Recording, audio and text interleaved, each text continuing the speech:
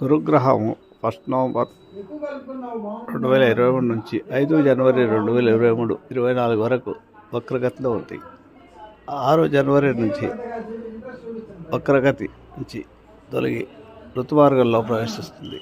ఈ గురుగ్రహం ఋతుమార్గంలో సంచరించడం ద్వారా లాభం పొందే రాశులు ఏవంటే ముఖ్యంగా మీనరాశి, మిథున రాశి, సింహరాశి వారు, అలాగే తులారాశి వారు, ధనుసు రాశి వారు అనేకమైన సమస్యలతో సతమతమయ్యారు. ఇంతకాలం గురుబలం ఉన్నా, రాహుబలం ఉన్నా కూడా గురుజండాలం వలన ఏదో ఒక ఇబ్బంది వలన వారికి అనుకున్న ఫలితాలు ఏవి లభించలేదు. ఆ ఫలితాలని కూడా ఈ శోభకృత నామ సంవత్సరంలో ఈ 5 మే వరకు 2024 వరకు గురువు ఈ 4 నెలలు మేషరాశిలో రుజుమార్గంలో సంచరించడం వల్ల అద్భుతమైన ఫలితాలు లభించి వివాహ ప్రయత్నాల్లోనూ మిగతా ఏ సమస్య